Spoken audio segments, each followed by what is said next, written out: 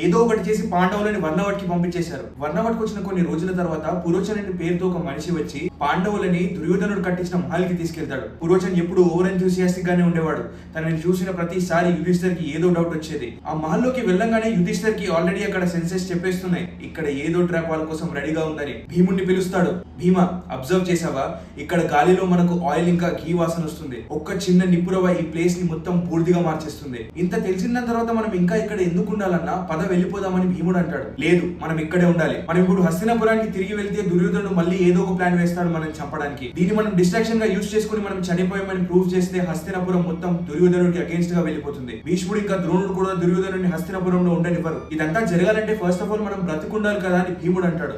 నాకు విదురుపై పూర్తి నమ్మకం ఉంది. విదురు ఏదో ఒక ప్లాన్ తో మన దగ్గరకు వస్తాడు. అప్పటి వరకు మనం బ్రతికుండాలి అని యుధిష్ఠిర్ అంటాడు. ప్రతిరోజు నైట్ ఒక్కొక్క పాండవుడు టర్న్ తీసుకుని ఆ ప్లేస్ కి కాపలా కాసేవాళ్ళు. కానీ ఈ ప్లాన్ వీళ్ళకి ఆల్రెడీ తెలుసని బయట ఉన్న మనుషులకు ఇంత కూడా డౌట్ రానివ్వరు. వర్ణవట్కి వాళ్ళు వెళ్ళిన పర్పస్ ని కూడా వాళ్ళు సర్వ్ చేస్తూ ఉంటారు. అక్కడ ప్రజలకు ఉన్న ప్రాబ్లమ్స్ ని తీర్చడం కానీ. ఇది అవుతుండగానే ఒక రోజు విదురు పంపించిన మనిషి వీళ్ళ దగ్గరకు వస్తాడు. నన్ను మీ దగ్గరికి విదురు పంపించాడు. విదురు దగ్గర ఒక ప్లాన్ ఉంది. ఈ కోట కింది నుంచి నేను మీకు ఒక సురంగాన్ని తవ్విస్తాను. ఆ సురంగంలో నుంచి మీరు వెళ్తే అడవుల్లో నుంచి బయటకు వెళ్తారు. ఆ పని నా మనిషి యుధిష్ఠిర్కి తొందరగా కంప్లీట్ చేసి ఇస్తాడు. వర్ణవట్ చుట్టుపక్కల ఉండే ప్రజలు కుంతిమాత పెట్టే ఫుడ్ గురించి, తను ఇచ్చే ఆల్కహాల్ గురించి తన దగ్గరకు వచ్చేవాళ్ళు.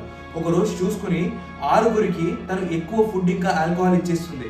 వాళ్ళ మత్తులో అక్కడే పడిపోతారు. ఇదే టైం మనం ఇక్కడ నుంచి బయటపడడానికి. ఈ 6గురు మనకు బాడీ డబుల్స్ గా పనిచేస్తారు. వీళ్ళ శవాలను చూసి దుర్యోధనుడు మనం చనిపోయామనుకుంటారు. భీముడు ఆ ప్లేస్ కి మంట పెట్టడం మొదలెడతాడు. విత్ ఇన్ సెకండ్స్ లో ఆ ప్లేస్ మొత్తం మంటలతో చెలరేగిపోతుంది. ఆ మంటల సౌండ్ వర్ణవట్లో ఉన్న ప్రజలను లేపుతుంది. ఇదంతా చేసింది దుర్యోధనుడే. పురోచన్ పంపించింది దుర్యోధనుడే. పురోచన్ దుర్యోధనుడు మనిషి. పాండవులు చనిపోవడానికి కారణం దుర్యోధనుడే అని అందరూ ఫిక్స్ అవుతారు. ఇదైనా నెక్స్ట్ డే ఈ వార్త హస్తినాపురానికి కూడా వెళ్తుంది. అది విన్న ధృతరాష్ట్రుడు ఆ మాటని కొట్టిపడేస్తాడు. నా కొడుకు ఎందుకు అలా చేస్తాడు? నా కొడుకు ఏం అవసరం? భీష్ముడికి, ద్రోణాచార్యుడికి, కృపాచార్యుడికి అసలు అక్కడ ఏం జరుగుతుందో అర్థం కాదు. పాండవులు ఇలా చనిపోయారన్న షాక్ లో వాళ్ళు ఇంకా ఉన్నారు.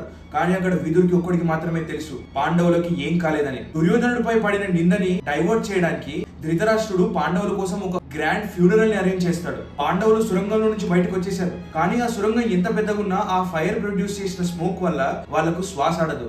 పాండవులందరూ వీక్ అయిపోతారు, కుంతి మాతతో సహా. భీముడికి ఒక్కడికే ఎనర్జీ ఉంటది.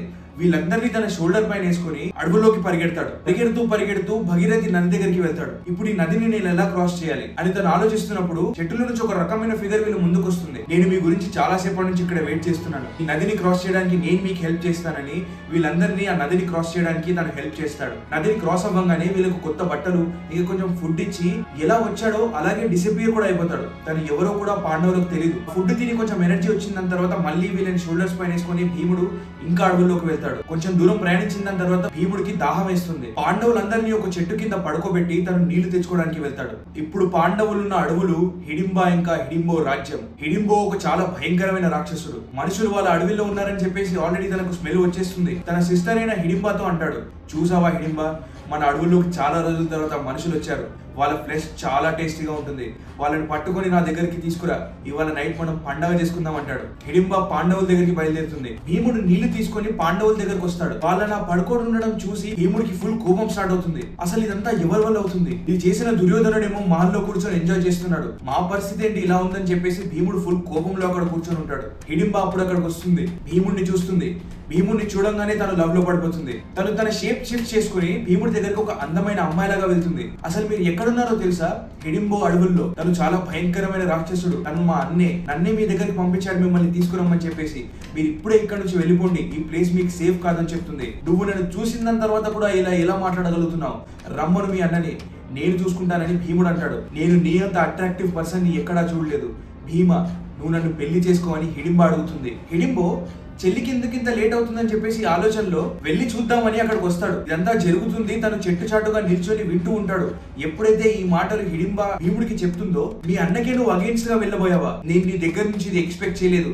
నువ్వు ఎవరినైతే ప్రేమించావో ఫస్ట్ వాడినే చంపి నేను వాడి రక్తాన్ని తాగుతానని హిడింబో అంటాడు. హిడింబో ఇంకా భీముడికి భయంకరమైన యుద్ధం జరుగుతుంది. ఎక్స్పెక్ట్ చేసిన దానికంటే హిడింబో చాలా పవర్ఫుల్ ఉంటాడు.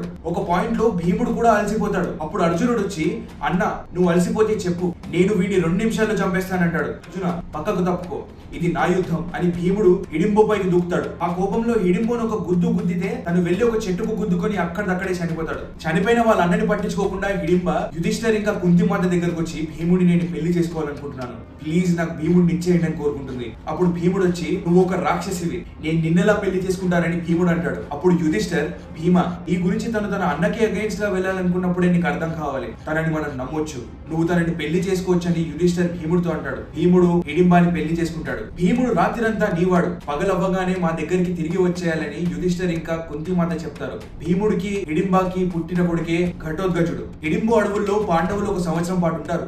ఘటోత్కచుడు పుట్టిన తర్వాత తనని వాళ్ళ అమ్మ దగ్గరే వదిలేసి వీళ్ళు వేరే అడవుల్లోకి బయలుదేరతారు. వాళ్ళు అడవుల్లో వెళ్తున్నప్పుడు వేదవ్యాస్ని కలుస్తారు. వేదవ్యాస్ పాండవులను చూడంగానే, యుధిష్ఠర్ నువ్వు ఇంకా దుర్యోధనుడు నాకు మనవళ్ళు అవుతారు, నాకు దుర్యోధనుడు కంటే నువ్వే ఎక్కువ ఇష్టం, ఇదంతా అయిపోయేసరికి నేను నీకు మంచి విద్యని ఇస్తానని తనకు ప్రామిస్ చేస్తాడు. దగ్గరలోనే ఏకచక్ర అని ఒక నగరం ఉంది, అక్కడికి వెళ్ళి మీరు ఉండండి అని వేదవ్యాస్ వీళ్ళకి చెప్తాడు. వీళ్ళు పాండవులని తెలియకుండా ఉండడానికి వీళ్ళందరూ బ్రాహ్మణుల వేషాలు వేసుకొని అక్కడికి వెళ్తారు. ఏకచక్ర ప్రజలు వీళ్ళని చాలా బాగా చూసుకుంటారు. ఒక రోజు భీముడు ఇంకా కుంతిమాత తప్ప మిగతా అందరూ వేటకి వెళ్తారు. సడన్ గా వీళ్ళున్న ప్లేస్ లోకి ఒక ఫ్యామిలీ వచ్చేసి, మా పని అయిపోయింది, ఇంకా మమ్మల్ని చంపేస్తారు అని చెప్పేసి ఏడవడం మొదలెడతారు. కుంతిమాతకి భీముడికి అసలు అక్కడ ఏం జరుగుతుందో అర్థం కాదు.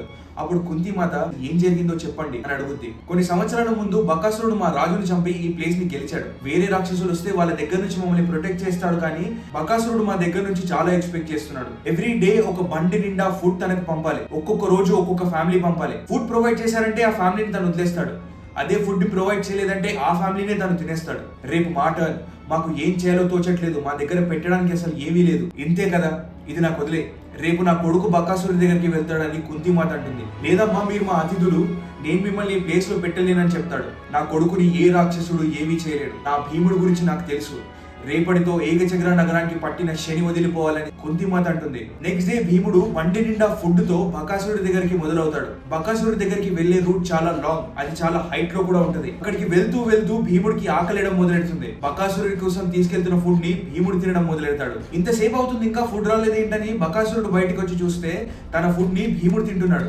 బకాసురుడికి కోపం వచ్చి భీముడి దగ్గరికి వెళ్లి తనను ఒకటి కొడతాడు. భీముడికి అసలు స్పర్శ కూడా తెలియదు, తన ఆ ఫుడ్ ని తింటూనే ఉంటాడు. తన ఫుడ్ ని తినడం కంప్లీట్ చేసిన దాని తర్వాత లేచి బకాసురుని ఒకే ఒక గుద్దు గుద్దితే అక్కడదక్కడే తను నేల కంటుకుపోతాడు. తన బ్యాక్ పై భీముడు కాల్ని పెట్టి తొక్కితే ఆ బోన్స్ విరిగే సౌండ్ బయట దాకా వినిపిస్తుంది. బకాసురుడు పెయిన్ తో అరవడం మొదలెడతాడు. ఆ అరుపులు విన్న బకాసురుడి అనుచరులు బయటకు వస్తారు. బకాసురుడిని చూపిస్తూ, మీరు మనుషుల్ని ఏమీ చేయకూడదు, ఒకవేళ మీరు మనుషుల్ని ఏమైనా చేశారంటే మీకు కూడా ఇదే గతి అని బకాసురుడి అనుచరుల ముందే బకాసురుడిని తొక్కి భీముడు చంపేస్తాడు. బకాసురుడు చనిపోయాడని ఏకచక్ర నగరంలో ప్రతి ఒక్కరికి తెలుస్తుంది. వాళ్ళందరూ రిలీఫ్ అయిపోతారు. బకాసురుడిని చంపింది భీముడు అని తెలిస్తే పాండవులు బ్రతికి ఉన్నారన్న న్యూస్ హస్తినాపురం వరకు వెళ్తుందని కుంతిమాత ఏకచక్ర నగరపు ప్రజలతో చెప్తుంది. నేను నైట్ నా దగ్గరకు ఒక బ్రాహ్మణుడు వచ్చాడు, కానీ ఎవరో కూడా నాకు తెలియదు, తనని నేను చూడలేకపోయాను, తను వచ్చాడు బండిని తీసుకుని వెళ్ళిపోయాడని చెప్తుంది. ఏకచక్ర ప్రజలందరూ బకాసురుడు చనిపోయాడన్న ఆనందంలోనే ఉంటారు. అసలు ఎవరు వచ్చారు, ఎందుకు చంపారు అని వాళ్ళు పట్టించుకోరు.